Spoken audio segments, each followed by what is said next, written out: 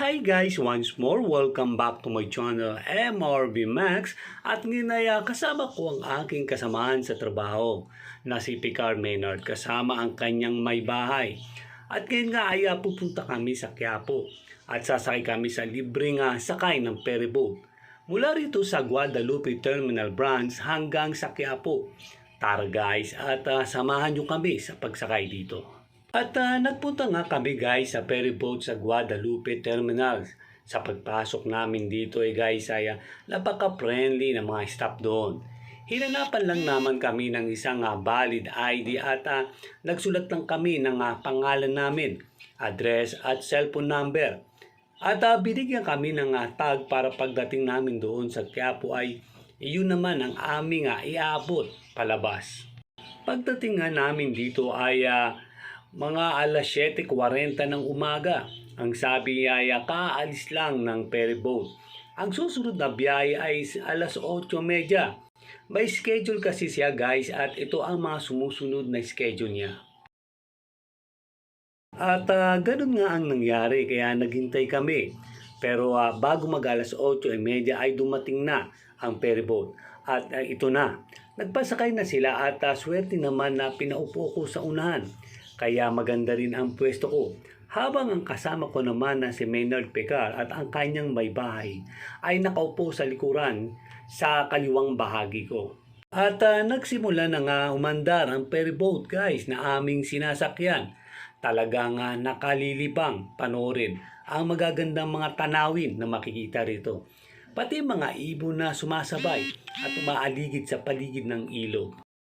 At wala kang makikitang basura guys, maliban lang sa mga water lily na nagkalat sa ibabaw ng ilog. At pag may nasasalubong kaming ibang boat ay umaalo ng ilog, kaya nagiging malikutin ang sinasakyan naming ferryboat. Parang nakakahilo at parang lulubog ang sinasakyan namin. Pero sa huli talagang nag-enjoy ako. Isa sa magandang nakita ko roon ay yung part na nadaanan namin ang Malacanang. Napakagandang pagmasdan. Yun nga lang hindi siya pwedeng videohan. Nung malapit pa lang kami sa Malacanang ay sinabihan na kami. Bawal mag-video at binantayan pa talaga kami para siguradong hindi namin mabidyohan. Pero ganun pa man guys, masasabi kong sulit at nag-enjoy ako. Maraming matutulungan sa proyektong ito. Ang isa na ron ang mga estudyante at maging ang iba. Sana ay magpatuloy itong libre para sa lahat. Simula pa sa dating Pangulong Duterte. Sa totoo lang guys, medyo excited din ako. Ito yung pangalawang beses akong sasakay sa ferryboat. Una ay sa PICC, papuntang Bataan. At ngayon nga ay ito.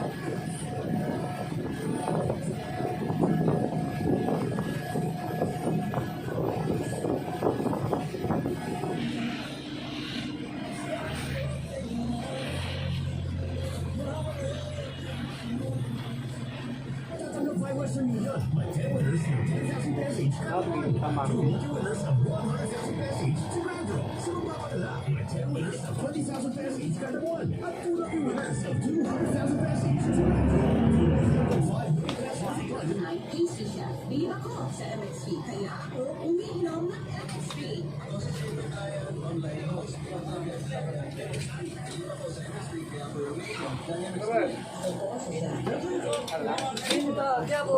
Thank you, boss. Salamat.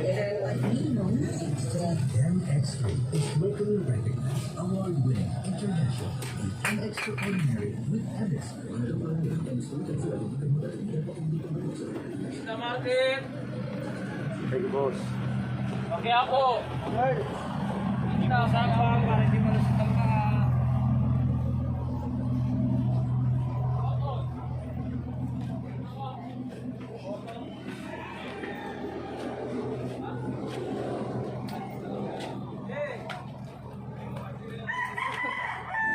Oras.